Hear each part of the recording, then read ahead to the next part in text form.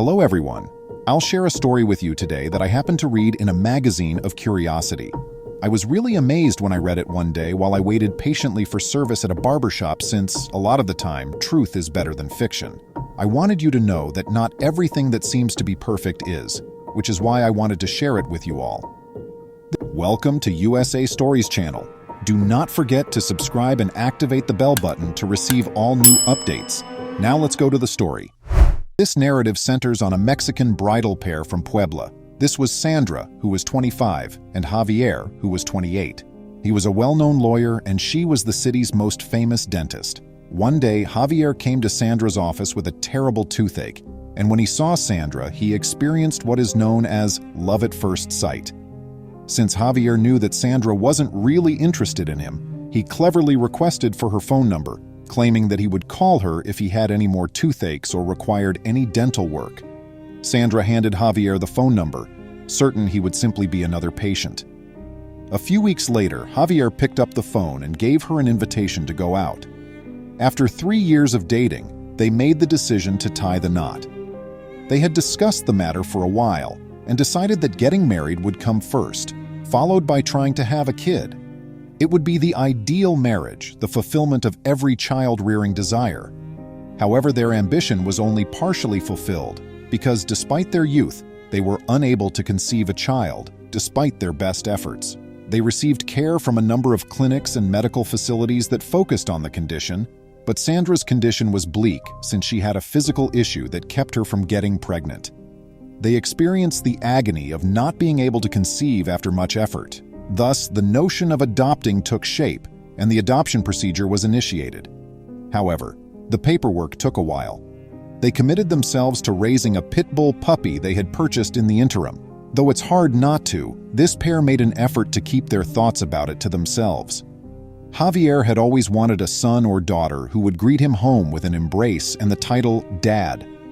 Sandra shared their feelings, but in the meanwhile, they put in a lot of effort to ensure that they would have enough money to provide for this kid's needs when the time came, regardless of whether Sandra became pregnant or the adoption center provided them a child.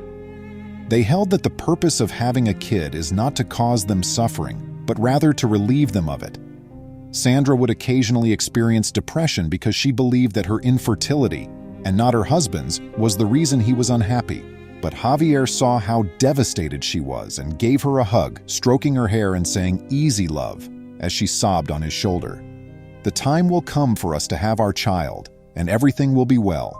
Perhaps existence has spared us to love an isolated creature, and as a result, we are unable to procreate."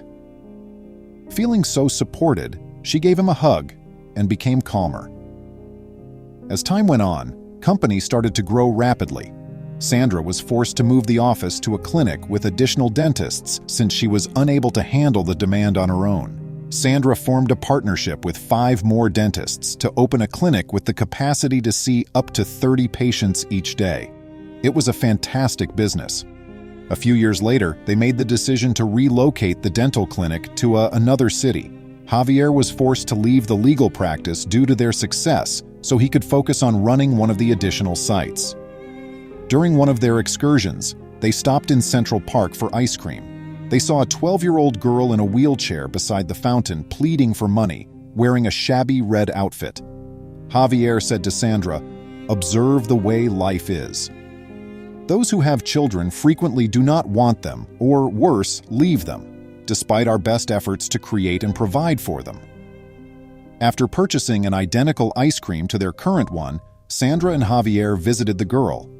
The girl said, "Are you so kind as to give me some money or food?" As they got closer, "I will gladly accept it." Saying, "Look, baby, we brought you an ice cream." Javier approached.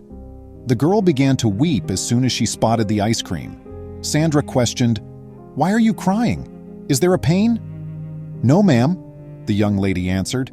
"It's just that it reminded me of my parents who used to bring me an ice cream like that when we went on trips." After analyzing the girl's response, Sandra concluded that, indeed, her parents loved her and that, at the very least, they were a typical family with enough money to purchase ice cream. "What is your name?" Javier then inquired, to which the girl answered, "My name is Maria Jose." "And why do you need to beg?" "Where are your parents located?" Javier inquired. Tears flooded Maria Jose's eyes as a rush of memories returned. "My brother Carlitos, my mother Rosa, and I lived in a big house," she said to them. Their massive enterprise was solely focused on producing prefabricated homes. "We were content. Because my brother and I are twins, we studied together at school. Nothing was lacking for us. My father owned a large, exquisite blue vehicle. When we went on vacation to the city one day, the truck we were in wrecked because of a careless drunk driver. When the impact hurled us into an abyss, my younger brother and my parents also perished there. The doctor informed me that when I woke up, I was unconscious. The fact is that I don't recall much since I was severely injured in the accident, which caused me to lose some memory and movement in my legs. The doctors released me once I recovered. I haven't been able to go back to my hometown since I can't recall what it is because I don't remember much. I've been living in this park for almost a year now, thanks to the generosity of others. To be honest, this is the first time I've communicated my tale to anyone." Whether Maria Jose was telling the truth, Javier and Sandra decided to assist her after paying close attention to the narrative. After they brought her to live with them, Javier, a lawyer, got up to speed and started looking for the girl's real life and genuine city. He began looking for an accident online that fit the description the girl had given him. He searched for that accident for several days without success. He then proceeded to the city's officials, and, surprise, they were brought to the location of the wrecked truck. Upon closer inspection, he discovered several cards belonging to Maria Jose's father that contained the factory's name, address, and city. The young lady was being honest. When he visited the factory, he saw that Maria Jose lived alone with her parents and that the manager was still in charge of running the business. He got in touch with them, told them the tale, and said that Maria Jose was their sole heir and that he would bring her back so she could resume her life in her home. He told his wife and Maria Jose the news as soon as he arrived home. They packed their luggage and headed to the girl's residence since they could not believe it. When they got to Maria Jose's house, the enormous, exquisite home was already mostly covered in dust and grass. Maria Jose said to them, "I appreciate your assistance.